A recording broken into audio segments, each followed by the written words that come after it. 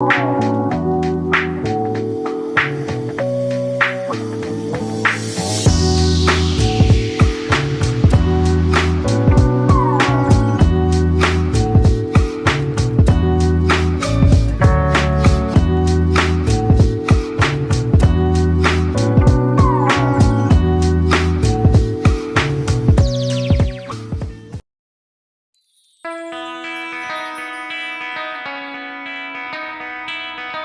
Chicago, what do you say? This is the CHGO Cubs postgame show podcast presented by PointsBet. Use the promo code CHGO when you sign up to get 2 risk-free bets up to $2,000. Cory Freedman, our guest Andy Masur, and I'm Luke Stuckmeyer after the Cubs pound the Pirates 9-0.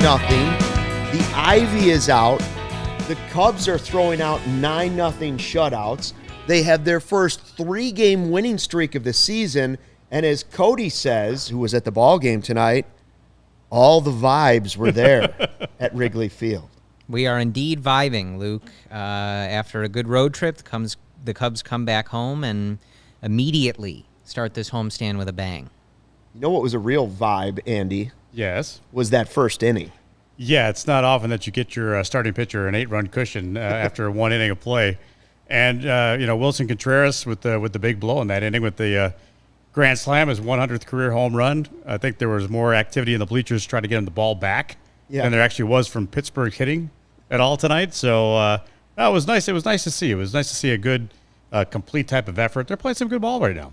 Yeah, I mean, Willson Contreras, his first hit as a major leaguer was a home run. Yes, it was. His 100th home run was the grand slam, and you saw the emotion again in the dugout from him, and that's just who he is, you know? That's probably part of why he rubs some teams. Where you saw him rounding the bases. That was like, that's what you want to see out of your leader. You want to see that type of passion no matter if you're coming off a 2-4 road trip or a 4-2 road trip. And it was good to see. I mean, a guy had a double and a grand slam in 1 inning. Yeah, and by the way, from the Elias Sports Bureau, okay, Willson Contreras is the first Cubs player with a double and a grand slam in the same inning since Frank Wildfire Schulte back in 1911. Wow. That was even before I was around. Didn't they used to call you Wildfire? They run calling Wildfire. That's what they do. That first inning was really something. 27 minutes for the first inning, 8 runs, and then they gave it to Wade Miley, and he just did the rest. But, I mean, the offense had a little bit of everything. We'll get to who you got, our picks for it later, but pretty much the only guy that didn't have something going in that inning was Patrick Wisdom, my guy.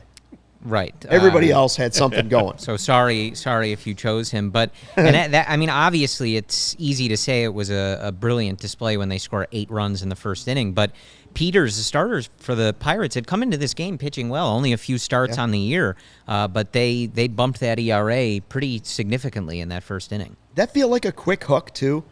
I mean, I know the bases were loaded and he'd already given up 2 runs, but you see that, wasn't helping them out by getting them out of there right away. I think I would have left him in personally.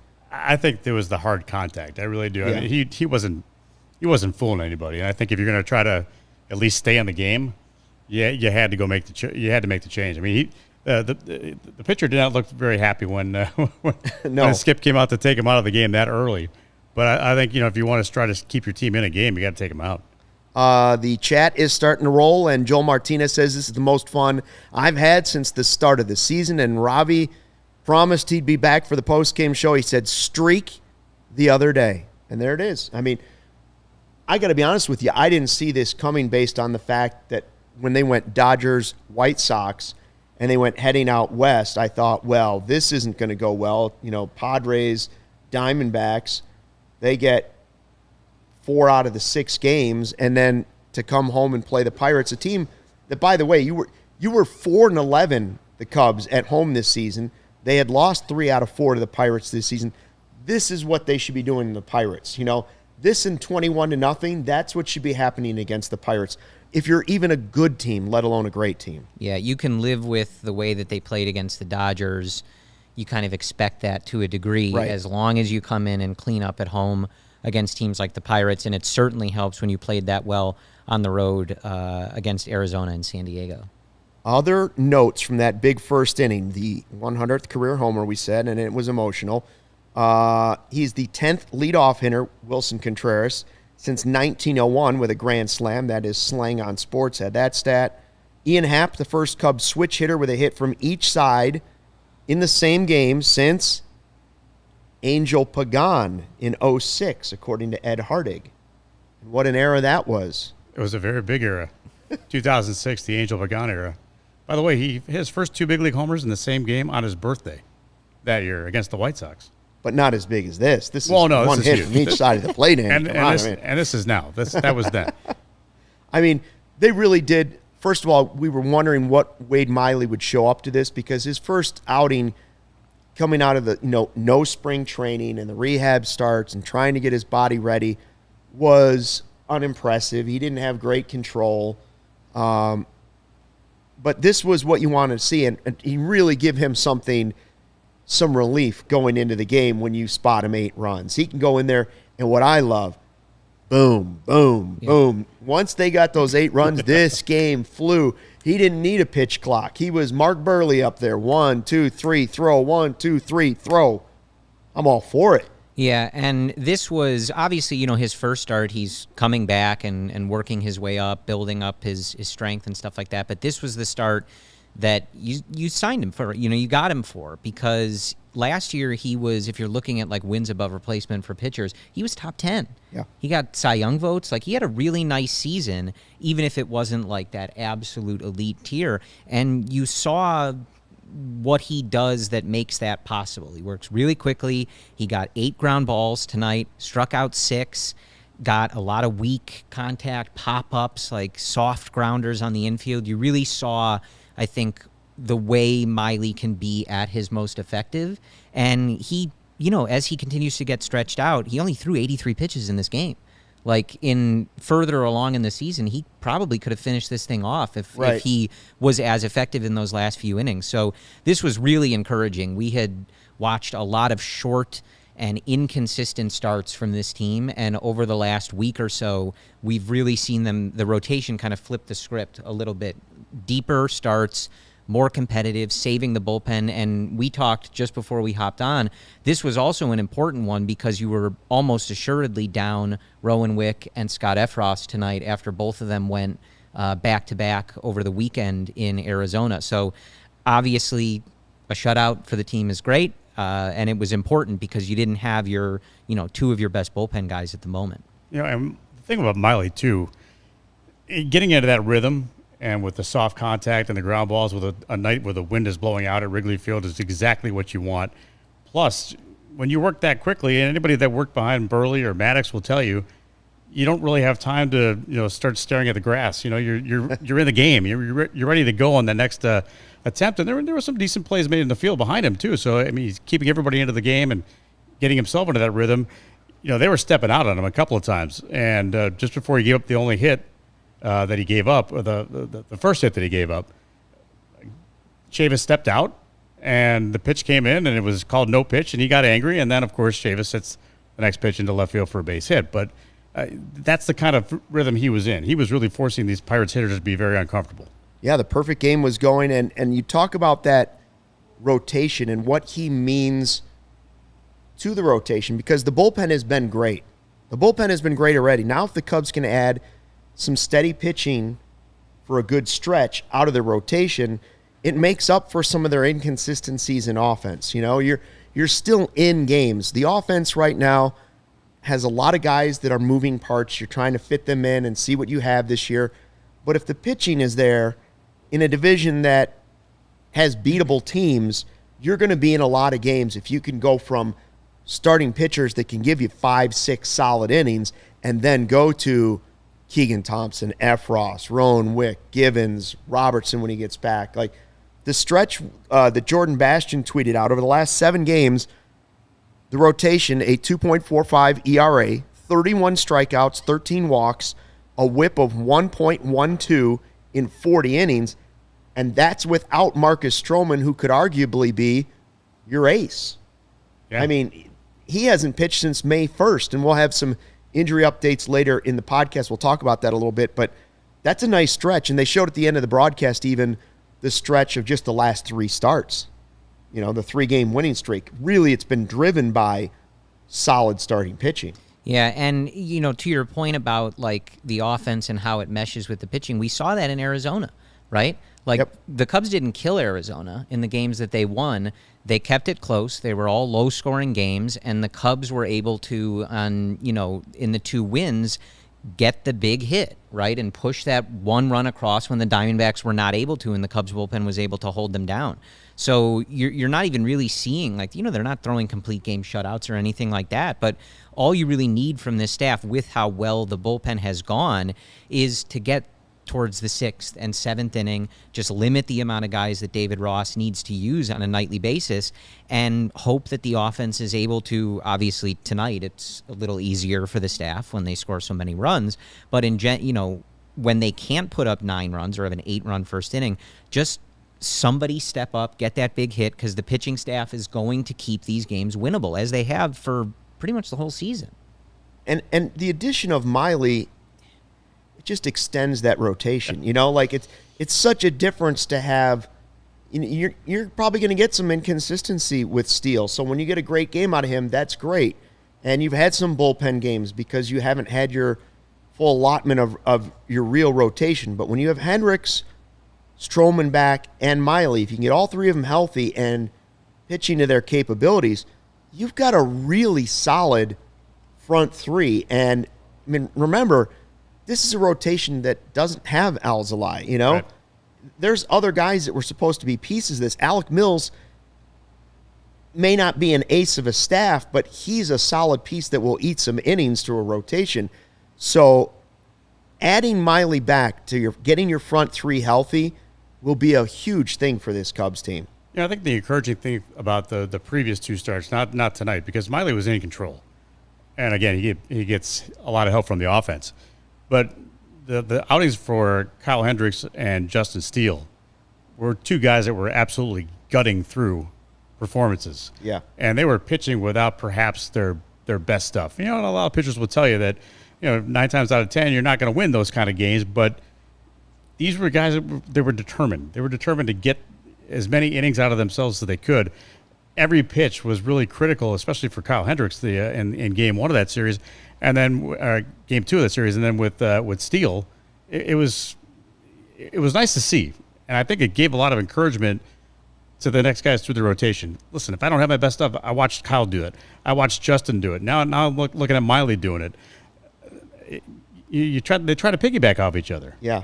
By the way, Cody is back from the game or leaving the game, and he says, "Don't let me talk myself into the Cubs being back." Well, he doesn't want to get too high, but we know he's vibing. He says, "Don't let me talk myself into it." He's already there. Yeah, he's already done it. Right. Like, he's gone home and had 4 Cubby Kool-Aid shots. You guys know Cody. He's got his in. Cubs underoos on right now. But I like with the rotation, like we're still waiting for Stroman to come back, but like seeing Miley go out there tonight and be the guy that you expected when you brought him in, finally healthy and able to go out there, it is so encouraging because we have yet to see.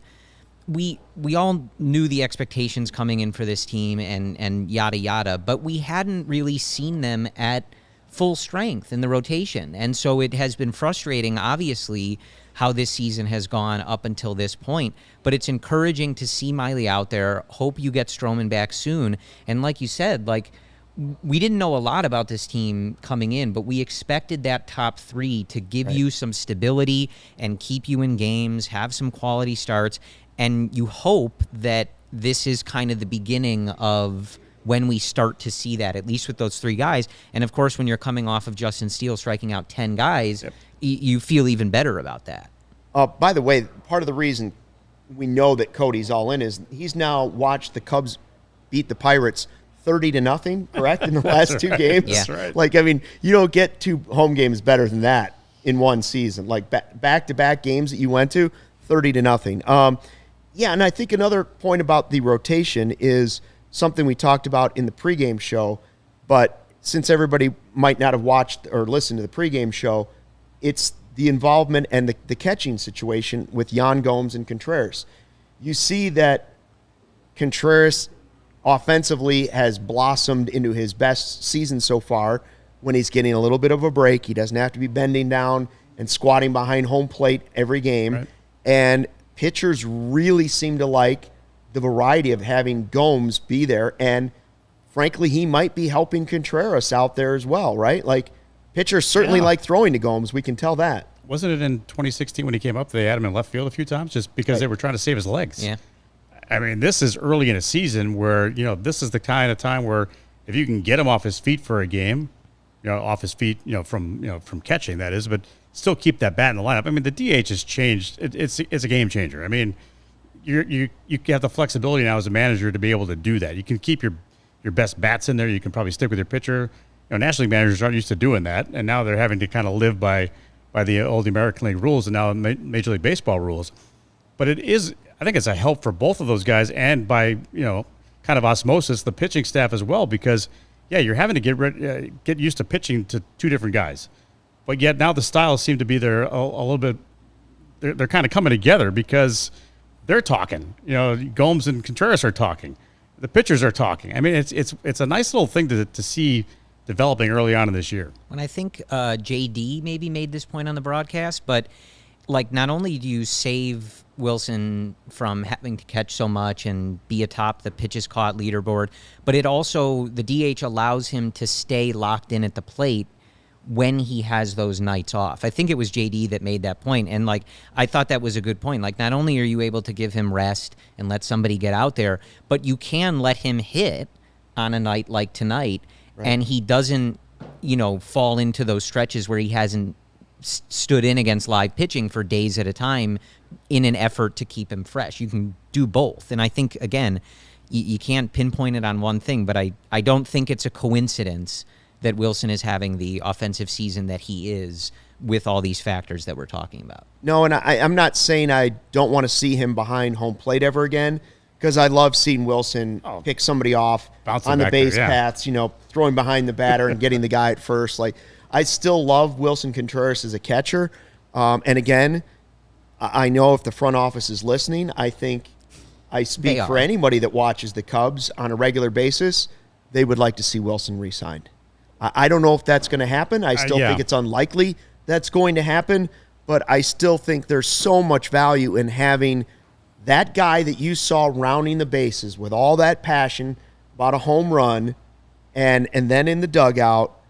And I think there's something to having someone, a position player, because we don't believe Jason Hayward's going to be around for the next great Cubs team, to have a position player that carries over that torch from one group to the next group. And there's going to be some space in between, but I like having an everyday player that would be there and carry that tradition over. You don't want to go 108 years to win the World Series and then just have it drop off the face of the earth and start from ground zero again to build the next team. I want to have somebody that was there and knows about it, other than Kyle Hendricks, to be able to pass that on to the next team. And I know David Ross will be there, but I'm just saying a player that's playing every day would be helpful.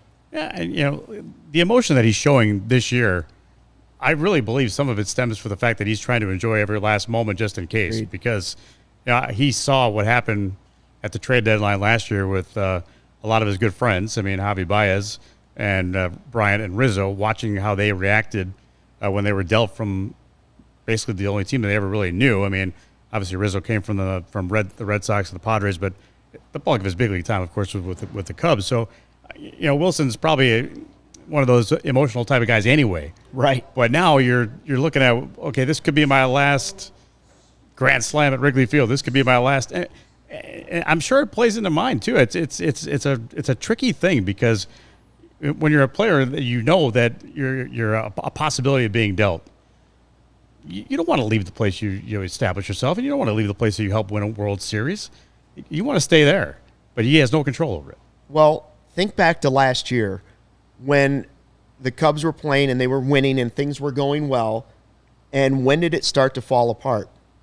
Right before the trade deadline, which I still say is fortunate for the franchise, because I think they were going to do it anyway. And it made that a decision and explanation a little bit easier if that's Much the way easier, that's the way it was going. Now, one of the reasons for that fall off could very easily be all of the guys that knew they were potentially going to be traded were thinking all of those things. This could be my last homestand in a Cubs uniform. This could be my last time going to Wrigley Field. This could be my last time in this clubhouse with this team.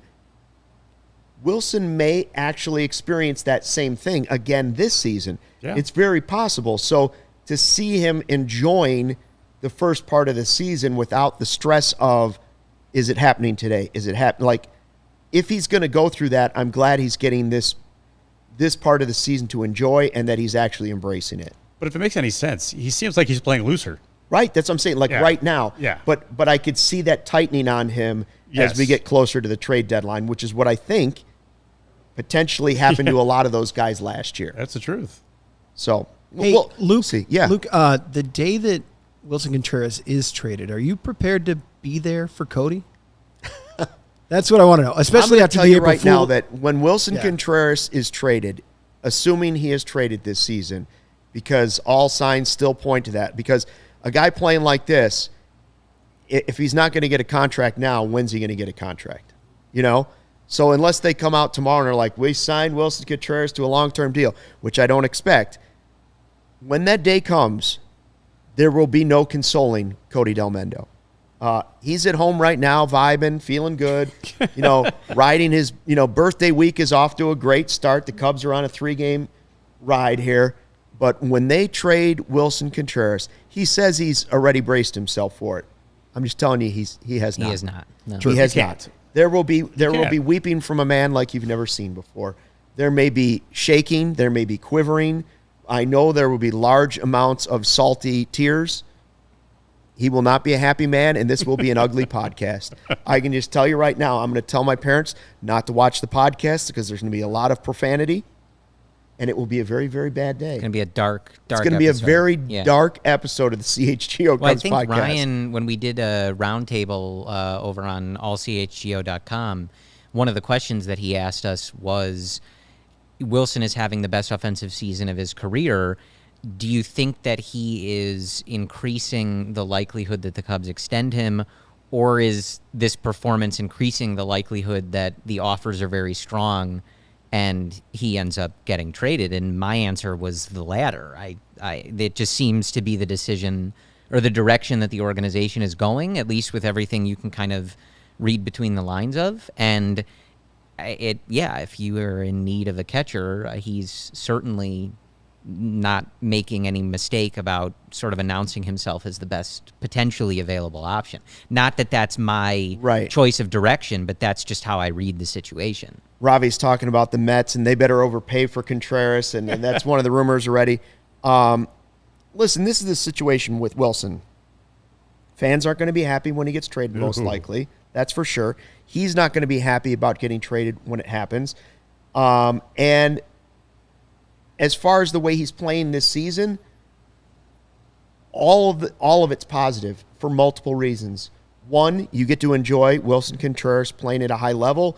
If you're a fan of him, if you have his jersey, if you have his jersey, all those things, you can continue to cheer for him in a Cubs uniform and see him doing really great things so far this season. Two, if he's traded, he is definitely increasing his trade value because he's really showing you that he can put up some serious numbers. And three, if he is re-signed because this is the way he's playing and he's going to continue to play, well, then that's a bonus too. So there is no negative side to the way things are going early in the season for Willson. But if he does get dealt, I mean, the only people that really lose are the fans. Correct. Because... And Willson. Well, Willson to an extent. Because, you look at what happened with Chris Bryant and with Rizzo and with Baez. And there was all this talk. Hey, Rizzo may want to sign back here. Hey, Chris Bryant wants to come back. Hey, Javi Baez may come back and sign with free agency. You get a taste of something else, and you kind of lose that taste for Chicago. I mean, look, these guys have opportunities. Obviously, it was a big money deal for Chris Bryant with the Rockies. I didn't see that coming. With Baez, that's a franchise record for a guy that's not named Miguel Cabrera in Detroit. And Rizzo stays with a team that's an odds-on favorite right now to win a World Series. I mean, so look at it that way. I mean, they move on. Fans have a hard time moving on, and I don't blame them because, you get attached to certain players, especially players that are performing for you, help you to win a World Series, and then all of a sudden they're gone. Well, that leads us to the perfect question that I posed to Cory as we were starting to watch the game. people are going out and buying jerseys now. All right? So you're not going to go out and buy a new Contreras jersey right now because you don't know if he's going to be on the team. You're probably not going to go buy a Rizzo, a Baez, a Bryant, any of those anymore, right? Because that era is gone. If you were going to buy one, you bought one already, all right? Same thing with Kyle Hendricks. So, as someone who buys jerseys, what will be your next Cubs jersey? It's not going to happen for a little while, I don't think. I don't feel, because like it goes with the conversation we were having and how the loser is the fans. And, even us like talking about this, like it's a shame that when a guy has the first inning that Willson does, we see him in the dugout with the emotion and a little bit of tears because he's taking it all in. And it sort of forces us into these discussions, right? Instead of just being able to enjoy it, this is the second year now where it's not, we don't want to be talking about this, but this is the reality of the situation. And it is a shame that it kind of has to go there. So right now, there's no stability with most of these guys. Like you could probably envision Nico Horner here and contributing for a long time. I'm typically like a pitcher guy. Like John Lester is my favorite player of all time. When he got here, he took over Mark Pryor as my previous favorite player of all time. So I think I said to Brendan a couple weeks ago, if I was a betting man, I guess it'll be Caleb Killian. Shane and Scott just sit on the chat back to in back. a while. Not that I'm sure he's going to reach that level, but he at the moment is probably the most likely. So that would probably be my guess. PCA in the chat from Shane is another good choice. And, when we know what number Brennan Davis, when his back is feeling better and he's able to get back out there, when we know what number that is, I think that'll be a popular choice as well. But it's tough. Yeah, I mean, if you're going to spend all that money on a guy that the team itself doesn't seem to have any intention of keeping around, it's a tough thing to do. I mean, I'd buy a Seiya jersey right now. Well, he's got the Seiya shirt. I think Corey's got the Seiya shirt. He'd be a guy to, you could wear the number 27 loud and proud for a while, you'd think. I mean, that's the way it looks. He's off to a great start. Go ahead, Clark. For me, I might bet big and just go strong with this. I make a lot of bets like Cody suggests, and I go with these crazy like 9,000 to 1 bets. But I'm going to go strong with the hometown kid. I'm going to go Ed Howard on it. Yeah. I mean that's a big stretch. Long-term play. Yeah. It is a long-term play, and I'm Ryan Herrera, we hope will be able to join us before the end of the podcast. He's working the clubhouse and listening to David Ross and asking questions. But one of the questions I want to have for him is, has he heard anything? Was there any announcement today about Ed Howard? Because we heard on Friday was supposed to be the day that they were supposed to get a little more information about his hip injury. We had heard a significant hip injury, but I haven't heard anything since then. So I didn't hear anything this weekend. Maybe I missed it, but I don't believe so. So I'm curious if anything was mentioned at Wrigley Field today. So Ed Howard would be an interesting one. There's a few guys. I mean, if you want to bet long term, like we're big James Triantos fans on this podcast, but you're going to have to wait a minute till he's actually wearing that jersey at Wrigley Field. But it might be a worthwhile risk. You can definitely. There's a lot of guys you could definitely say you were in on it before it was cool. Yeah. You see Scott's comment at the bottom of the chat. From being burned by buying a Felix PA jersey, I don't buy jerseys anymore. Yeah, you should start with the jersey. Yeah. And then work always your way start up. with the jersey. Make the small-time investment first. Yes. See if the guy's going to be around, and then you... Starting with the Seiya shirt. Exactly. You don't get the Seiya Suzuki tattoo across your chest. No, you don't. You get the jersey You get the first, jersey, Corey. right. And then you worry about it later. And that's what I keep telling Cody. I'm like, Cody, you can't get the Caleb Killian tattoo across your neck He's yet. ready. You got to start easy. Go with the jersey, then the jersey, then the tattoo that wraps around your neck. That's the way. That's the order of the three. By the way, Cody did tell us correctly. He's our betting man, and he went to the ballpark and he said, reporting from the bleachers, boots on the ground, left field, wind blowing left to right, pound the over. That's why you got to be in the YouTube chat. That's where that little insight was. You were on the YouTube pregame. chat. You knew that. You put a few dollar. Clark? Clark put a few on it. I did. You know what? I'm going to be honest. I accidentally clicked the under. I think I got excited by the plus 100 on it. I went back to look at it later after I parked my car here. Oh, no. I kid you not, Luke. I kid you not. So you got the good information, Yeah.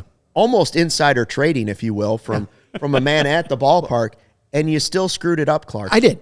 As Cory mentioned earlier, too, the over-under was 8.5. Barely. And it held at 8 for a while. So I'm like, well, maybe. They almost hit it in the first inning alone and then barely got the over. Yeah. See, even on a great night, it always hurts you somehow. The game always hurts just a little bit somehow. By the way, the best way to support CHGO is to download the PointsBet app and use the code CHGO when you sign up. If you make a $50 or more first-time deposit, you get a free CHGO membership. That unlocks all of our web content. You even get a free shirt of your choice from the CHGO locker. Any questions, email pointsbet@allchgo.com and we'll help you out. Remember that PointsBet is your home for live in-game betting.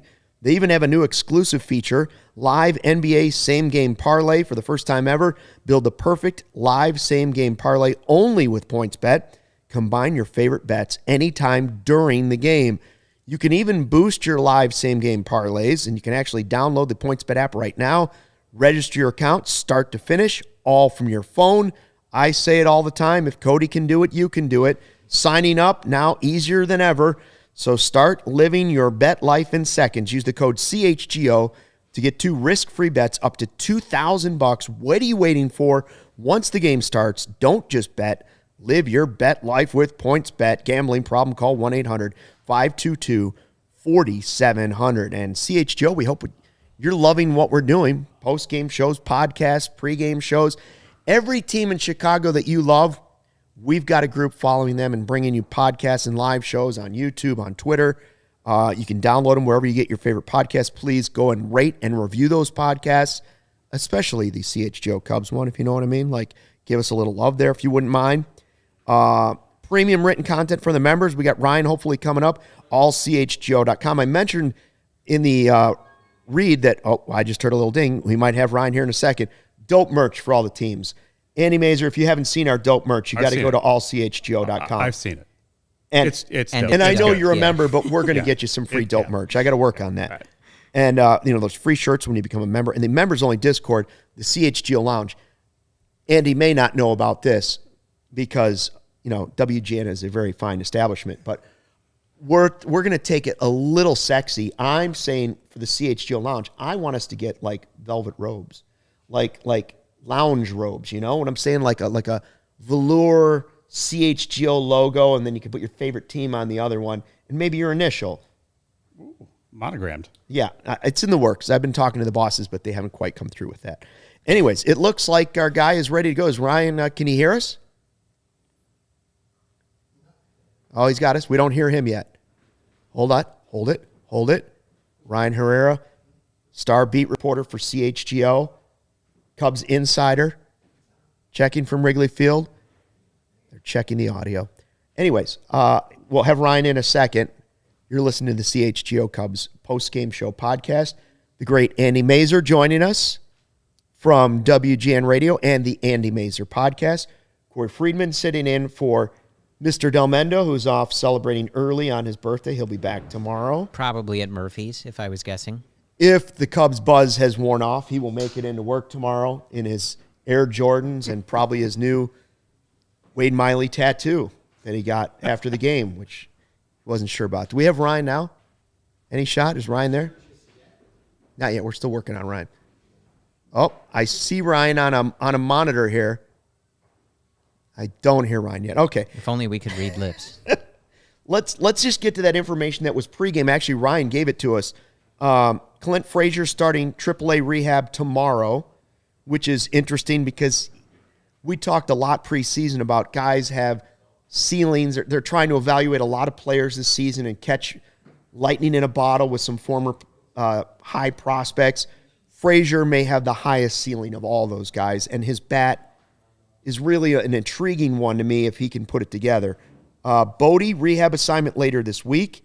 Alec Mills, batting practice tomorrow. Madrigal, no timetable. For me, the two interesting ones there are Frazier, because I want to see what he's got, and Bodie, because I'm curious how that will impact the roster. Yeah, it's going to make for some interesting decisions. It certainly will. Bodie's versatility will certainly help. And Jonathan Villar did not hit the ball all that well tonight, and it still looks like Simmons has got a little issue with the arm. Yeah, he made some great plays with the glove, but it doesn't look like he's zipping it over to first like maybe you would expect from a guy with a bunch of gold gloves. Yeah, it was a little bit of a lollipop tonight, but again, he's making his first Cubs appearance, and he did make the play, so it's kind of hard to argue with that. It's interesting. We were talking about the fact that the Cubs have only won 5 games at home this year. Right. This was the 5th. I'm looking at this right here from Stats by Stats, saying the Cubs have outscored their opponents 48-6 in their 5 home wins this year, and that's the best run differential of plus 42 by any Major League Baseball team over its first 5 home wins of a season since the New York Giants in 1893. Wow. But if you take out the 21-0 game, but you don't they're have to take it probably out one of the worst in their first 4 wins. You don't have to worry about it because they did score it. Well, it'd be cut in half, right? Yeah. It'd be 21. It wouldn't be very good. No. But when you impressive. win 21-0, it helps. Yeah, that's kind of cool, though. And then 9-0. I would say that playing the Pirates helped, but we're still trying to get the winning record over them, on the year. So we're inching there. I can't make fun of the Pirates because I did a lot of it in the preseason shows. I said, listen, if they can't beat the Pirates and the Reds, they're not even trying. Well, we put them in the bottom on every positional ranking yes, that we did. and then they won 3 out of 4, and I was like, well, I just need to stop talking about the Pirates. We're going to make up for it, I think, in these other 3 games. Did I see who said? Ravi says he has an autographed Kevin Ory baseball card. Well, congratulations, Ravi. That's got to be worth something, maybe to Kerry Wood or somebody. Worth the era that should have been called an era on Ricky Gutierrez. No offense to Kevin Ory, by the way. And we are still working on Ryan Herrera. He's at the ballpark. He has a computer and a microphone. But technology these days is not always perfect, is what you learn. This is true. What else did you learn about the Cubs in the last 5 days? I mean, I think the hope is that this is closer to what a larger, we'll see what happens like once they reach the deadline again. But I think this is kind of what you're hoping their brand of baseball looks like, right? It's going to be a lot of close games. Tonight, it was not a close game. The offense showed out, even if it was mostly just for 1 inning, which I think Marquis put up a stat that's kind of how things have gone. A lot of their damage has been in the first few innings. But close games, the pitching has been good, and you just need the offense to kind of find a little stability and consistency and maybe a little more power. And again, like they're not going to be a top team in the league, I don't think. But that stretch, especially with the Dodgers and the White Sox, really did feel like a low. And it felt, even before that, those 2 series, it felt like I didn't necessarily expect this team to be great, but this seems worse than it should be. And so hopefully what we've seen over that West Coast trip and then starting here against Pittsburgh is maybe somewhere closer to what this team can actually do on a nightly basis, even if that results in a lot of like 1-run wins, close games. But that's competitive for the most part.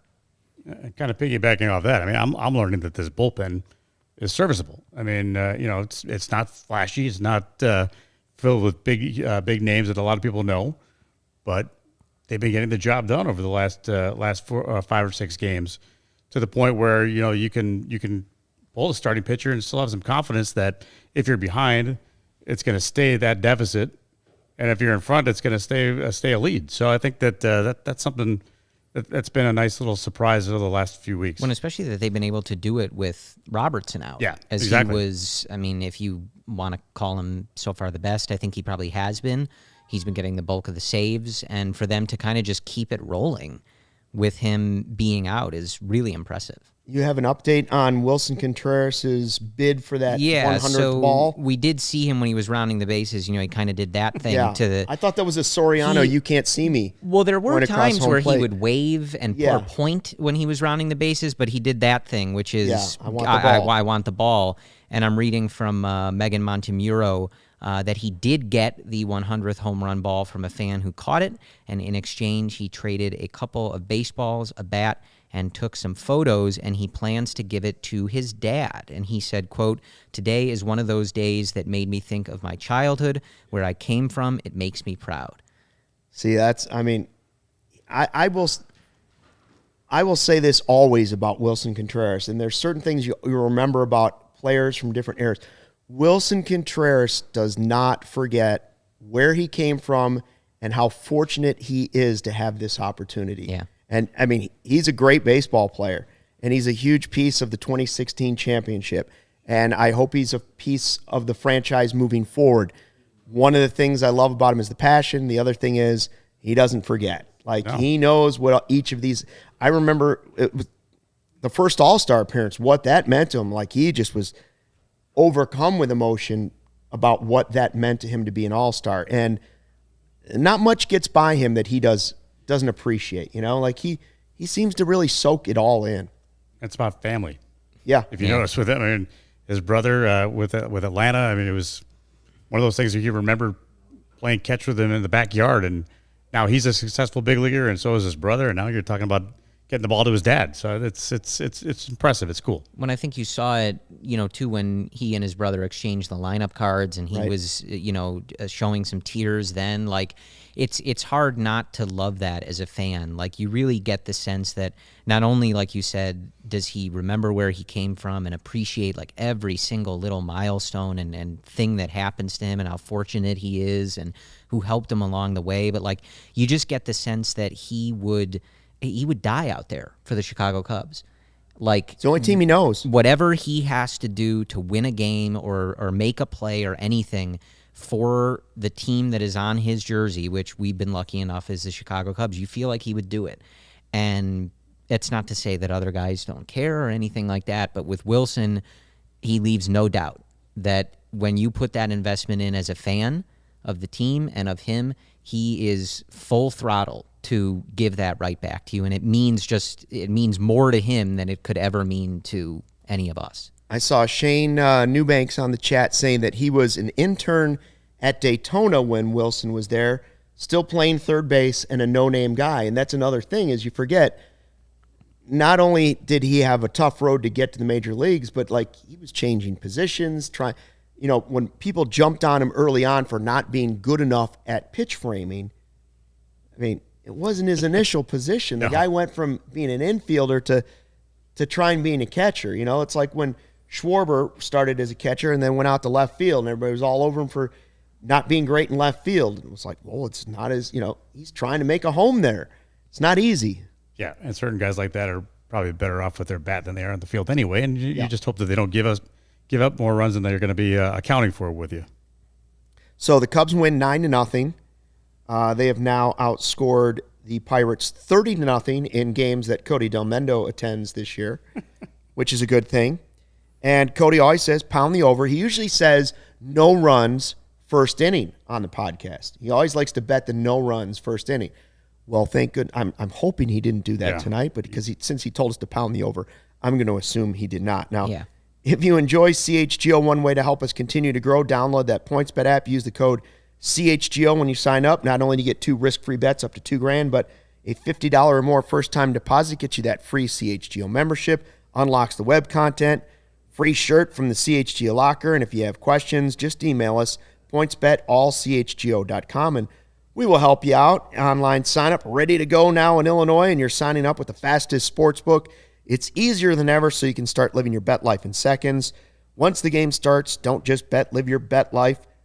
With PointsBet, gambling problem, call 1-800-522-4700. Let's go back and look at our Who You Got picks from the pregame show. Now, if we have to. We didn't. We have to. We didn't make any pick for Cody this time. I usually like to make a pick for Ryan when he's gone. I didn't do it to Cody because you were. So we gave basically Cody's first pick. Yeah, we gave it away. So we gave you first pick, Mr. Masur, and you went with who? I went with Frank the Tank. Frank the Tank, and he had 1 hit, a run scored, and a run scored. Yeah, should have been 2 hits. It was a tough chance. They ruled an error. Tough chance. If and Guy's buts, got a family candy to and think nuts, about, Mr. Masur. He had a hit, and he had a run scored. You had Seiya Suzuki, 1 hit, no run scored. And did I take Contreras? You wished you took Contreras. Oh, that's right. I didn't. I thought I took Contreras. I did not. I had Patrick Wisdom, who was 0 for. You were totally going to, though. Exactly. Yeah. every time that I go to make the wrong pick, the other guy is on the tip of my tongue, but I didn't take it. So, and I think there was another Schwindel. I think Jack was taking Simmons in the pregame show, and he did have a hit. Yeah, he did. And a nice play. Of course, that hit was like 35 feet. his first hit as a Well Cub. placed. Made it halfway to All third counts. base on a full swing right down the line. And it was exactly how he drew it up. It was exactly how he drew it up. So any luck with update Ryan? here is there is no luck. We're luck. not going to be able to bring Ryan on tonight. And good news, it is cooler in here tonight than it was last week. Well, that is great news. They So fixed the AC, Yeah. which is why we're back in the building. And the temperatures dropped too. But the AC it feels great. You know what the other good news is, Clark? What? You're here. That's I am. great news. Great to have you I feel aboard. great. It's my first night back in a couple weeks, and that happens. So, Right. It doesn't feel great. So, But that's all right. I thought I'd follow it up with it. It's nice here. Like it We feels did nice. get some information just by reading the Twitters Great. of Megan Montemurra. Yeah, well, Right? and we do have an update if we're looking ahead to tomorrow from Ryan. So that Oh, we okay, can, we do. We can at least get some don't have information from Ryan. a verbal update, but we have our an guy, update. Ryan Herrera, Keegan Thompson tomorrow. He is starting. Yeah, so it was TBD, and we do have confirmation that it will be Keegan Thompson. Against JT Brubaker. Now, how do you guys feel about Keegan Thompson starting? He had the one go of it, and it was good. It wasn't as good as what we've seen of him out of the bullpen. One of the things with Justin Steele is we saw him start to develop those other pitches. The sinker was going for him. I would have preferred that the Cubs had a red-hot Keegan Thompson. Again, I'm not the manager. I don't have to deal with the lack of pitchers that he has right now, the shortage, COVID potentially, whatever else is going on. I would have liked to see, ideally, I would have left him in the role that he was in. I don't need to see the spot start. I've seen him start before. I would rather see him crush the confidence, just build it. Keep coming in, being that guy that comes in after a start, gives you 4 solid, as you know, Cody and the kids like to say, let him shove for 4 innings and then bring in the next guy.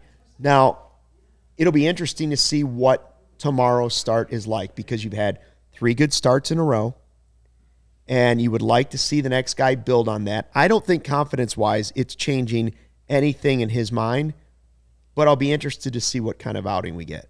So would you rather have Mark Leiter Jr. starting again?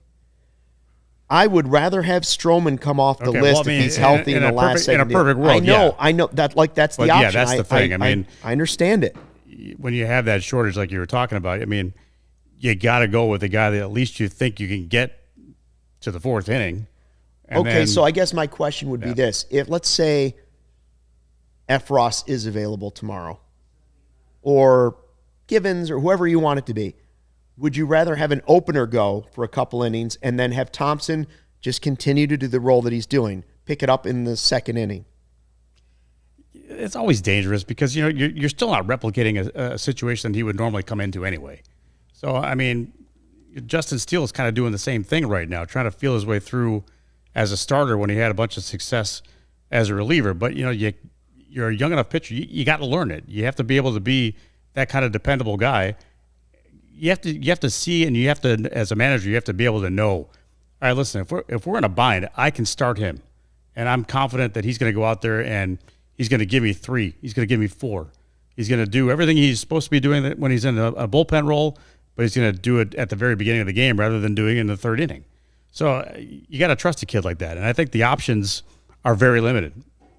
Yeah, I'm with you. I prefer him in that kind of like weapon out of the bullpen, but a few innings at a time kind of role. But yeah, I would rather have him go than calling someone up, and you know that just hasn't been as successful. And I think last week when I was on at the end of the Padres series with Cody and Ryan, I said that Keegan is not a starter. He isn't really a traditional reliever. He's an out-getter. And I think that's how you use him tomorrow. If he goes out there, it also affords you the opportunity to see if he can start and show you something there, which is something that I know a lot of our YouTube comments often are like, hey, let's get this guy a start. He's doing so well. So you do get to at least see if he looks like he can go 5 or 6 innings. Great, wonderful. Like, go out there, get as many outs as you can. But you only use Michael Rucker tonight, so you should have most, if not all, of the bullpen back tomorrow and ready to follow Keegan up. And he's been really successful. So I think you probably go in with a plan of he goes until he looks like they're figuring him out, or his command is failing him, or his velocity's falling, anything like that. And otherwise, you just sort of trust that he's going to have the success that he's had, and then you'll turn it over to maybe Scott Effross for a couple innings and take it from there. Yeah, and a couple things on that too, because if you're the catcher tomorrow, and if you're Tommy Hotovy, you're getting into the mind, you're getting into his mind right now, and you're saying, okay, you're in the bullpen, all right, just. Here, we need to get to this guy. We need to get through this guy. Taking it one hit at a time. You have to get into the mindset of these younger guys that are doing things that they're not normally used to doing. So that's one thing. The second thing is that's why it was so important tonight for Wade Miley to go out and do what he did, because the bullpen had been taxed. I mean, they've been doing a nice job, but there's only so many bullets left in those arms, in consecutive games, and 2 out of the last 3 or 3 out of the last 4. You got to give them a little bit of a break, and Miley made sure that happened tonight. You also see, I don't always love it when Ross extends guys, right? He did it with Effross over the weekend, and the only hit that he allowed was in that rollover batter. He pitched the clean inning and then came back, gave up the hit, and then they went to Rowan Wick. I don't always love it, but when you're waiting for guys to come back off the IL, or you have guys making spot starts, you do sort of see the benefit of at least trying to push these guys and see who can go multiple innings, who can come back after if they just get an out and have to sit down. I don't always love it because I don't necessarily think everybody is best suited for it. Not everybody can be a multi-inning guy. It's not an easy thing to do for a reliever. But Ross, I think because so many of these guys are young and you're trying to figure out what they have and how they can succeed, these are the situations where trying those things, especially early in the season, does pay off, because you can look at a game like Andy said tomorrow and sort of game plan it out where it's like, okay, we can have this guy for this many batters if we can get this many from whoever follows him, and you kind of piece it all together. It's a lot easier when you don't have to limit things to saying this guy can only go 1, or if he pitches an out and has to sit down, he's done. We have to take him off for the day. It's a little more flexible, and I think that's helpful with a pitching staff like this. I'm buying what you guys are selling. Okay. That is the calming wisdom of Andy Masur and Cory Freedman have talked me into. It's okay that Keegan starts. I have a tomorrow. Question. Tomorrow. So I have a question for you guys long term with him. Okay, we've seen this season how valuable. And first of all, pitching has changed in Major League Baseball. The way rotations and relievers are used has certainly changed in the last just 5 years of Major League Baseball. We've seen the value that Keegan Thompson can have on this franchise as that guy that can be the bridge guy from a starter to the closer. And sometimes it's in blowout games. Sometimes it's in you want him for all your high leverage middle inning outs that you have to get. When does that person, Keegan Thompson or somebody else, become as valuable as a 4th or 5th starter? Or what part of the rotation is that? Where do you put that value-wise? I would personally say your 1, 2, and 3 starters are always going to be more valuable than that guy, no matter how good he could be for your franchise. But could that position become more valuable to a pitching staff than a 4th or 5th starter at some point? Look, you have to kind of look at it this way. When I was in San Diego, they were epic in putting together bullpens. There are guys you'd never heard of in your life that were coming into the games in the 6th inning and the 7th inning and the 8th inning, and were gaining so much confidence that they would go from the 6th inning guy to the 7th inning guy. Then they would go from the 7th inning guy to the 8th inning guy. I mean, there was a Hall of Fame closer out there, so you didn't have to worry about that at that point. But it's all about finding that niche with these guys, because a valuable arm, you want to maximize the potential that you have to help him helping your franchise. Look, I've always said to me, the 21st out is just as important as the 27th out. So if you're in a situation where you've got to get a guy who's basically your sixth inning closer, which is what you got to look at it that way. He's got the stuff to do that. He's got good stuff. Will that translate to later on down the line that he gets into a situation where he's a short man? I don't know. I don't know if that's maximizing exactly what he can give you, but you can't really wait and sit around and hope that a guy like Keegan Thompson can pitch 2 or 3 innings in a week. You know what I mean? You have to slot him into a situation where you're not depending on a starter to not go 4 innings and bring him in to fill a gap for 3. I know it doesn't make a lot of sense, but what I'm saying is, I know what you're saying. You really have to put him in a position where he's going to be best served for himself and also best served for this organization. Do you think, though, the way baseball is changing, that a middle relief or high leverage guy somewhere near the back end of the bullpen can be as valuable as a frontline starter, like a top 3 starter, when you're starting to look at your pitching staff and say, these are my best arms, and this is where I want to start slotting these young guys in when they start to come up to the franchise? We've seen the Brewers in the past take guys and make that role almost so powerful that the frontline guys didn't have to be as good. So when does that role have just as much value as a starter? Well, I mean, that's the best example. I mean, we never have to hand anything to the team that plays up north. Right. But we'll just say the team from the north. I think that's the best answer, and we don't even have to use any names. The guy that has been at the back end of their bullpen, I think that's the answer. You see the value in someone who you can use like that in shortening games and making small leads hold up and things like that. I think the key for Keegan when we have these conversations is we've kind of always tried to talk about it in a way where, like, being a successful reliever in a long sense, or however he's being used, that's not like inherently worse, right, than being a starting pitcher. And that may be what he prefers to do. And I know, often that it's easy as we watch the games to say, well, he's succeeding in this, let's just try to get him to do it over 7 innings, right? Like, it's easy to say, but that role is really important in today's Major League Baseball, with how guys' numbers get worse as they face a lineup the second, third, and fourth time. And I think the best example of this is the 2021 World Series. I mean, I think, like, other than Max Fried, like, nobody in that series had, like, long, drawn-out starts. It was openers.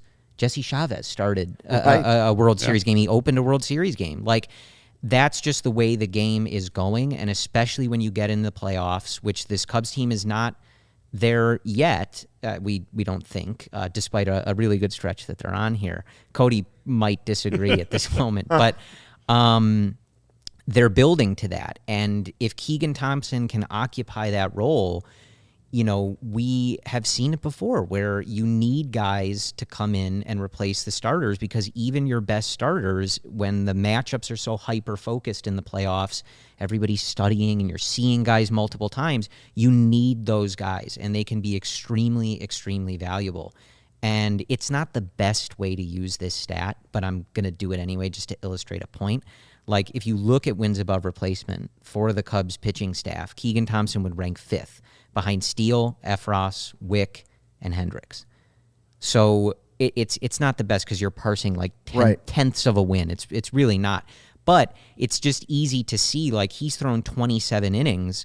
It's easy to see how that value really starts to creep up in comparison to everybody else when you are able to be as effective as Keegan has. Now, the trick will also be the financial side of it. A player most likely wants to be a starter because the money is in being a starter, a frontline starter. Or a closer. Yeah. But the middle guy up until now probably hasn't been paid nearly as much as the other ends of the spectrum. And so that's why they would want to eventually try to get that way. But if teams start valuing that differently, then potentially maybe you start to see that shift in baseball as well. I don't know if that's coming quite yet, but it's a trend in baseball to keep an eye on what those middle guys are starting to make and how managers are starting to use the roles differently than they've ever used them before. Well, and so I do want to. David at the bottom there, says what happens if he pitches 7 strong tomorrow? You guys act like he can't be a starter. Not at all. I don't think that's he could be a true. starter. I think That's not what I'm saying. I'm just no, saying I think I like the way he's building his confidence. The debate that we're having is more so is not whether he can do it or not. We saw him succeed at least a little bit. It was hit or miss last year, but I think the debate is not whether he can do it, but whether he and the team are best served with this him season, right now, in this particular role, and really just trying to not diminish the value of such a role. Right, because I do believe that it's as valuable as certainly a 4 or 5 starter. In my opinion, I think that role might be more valuable than the 4th or 5th starter. And these are opportunities for young guys right now because of the fact that there is a little uncertainty toward the back end of the rotation right now. There's some injury issues, obviously, with Marcus Stroman not being there. This is a kind of a thing where the spotlight shines on a kid, and let's see what he does with it. I mean, I hope he pitches a complete game, for goodness sakes. I mean, that's the object, obviously, when a starter goes out there. But eventually, you figure out where he's best served as the player and where he is best served as the organization. I mean, maybe it is a starter. Who knows? I mean, he's still young in the game. And it might be different next season than it is this season. And there's nothing to say that he couldn't do that role all of this season and still come out and be a really good starter for you next season. Yeah. In fact, that's what I'm saying is I believe you could have your cake and eat it too. You could see him do that this year and then use that as a foundation potentially going into spring training next year. And maybe that's when he makes the big leap. I don't know. Maybe he will make a great start tomorrow and you will say, well, good problem. Find somebody else. Let's find somebody else for that middle role because we've done it before. So we'll see. I think he's been one of the great stories for the Cubs this season. Tonight, the great stories were the offense. 8 runs in the first inning. Willson Contreras with a double and a grand slam, his 100th career home run. And Wade Miley making it 3 great starts in a row for the Cubs. 7 innings, 6 strikeouts, no walks, and just 1 hit in 83 pitches, which is a number you always want to remember. So Cubs win 9-0. They have their first 3-game winning streak of the season. We want to thank Andy Masur, WGN Radio, for jumping in. Anything you want to promote? How about the podcast? Podcast, yes. Andy Masur Podcast. Just search it wherever you listen to your podcast. We had some pretty big guests. We had Tom Brenneman on a couple weeks ago. Nice. A little talk with Tom and talk a little bit about the little Twitter action this week with our buddy from Super 70 Sports with all those great tweets. Yes. All right. So we'll look for the Well, we're coexisting with podcasts. We like that. We're not fighting. We're cross-sharing podcasts. Cory Freedman, thanks for jumping in for our man Cody as he celebrates his big birthday. So I did wear Jordans to. Oh, you did. See, lucky Jordan. It's show him off on to get him in there. But we got Jordans on for Cody. I did not work. We didn't need a spin zone. No, never. So no need for I a was spin going. zone. Cody always spin zones things, but we didn't need a spin zone. Like Ian Happ had 3 hits. Right. Willson Contreras had an incredible game. Hit his 100th career home run. They won 9-0. There was nothing to spin zone. It was all vibes. It was all vibes, even without Cody. That's all I can say. Sunshine, rainbows, and vibes. The whole night was nothing but vibes. Thanks for dropping in to check out the CHGO Cubs post-game podcast. Cubs win 9-0. We'll play them again on Tuesday. Until then, fly the W.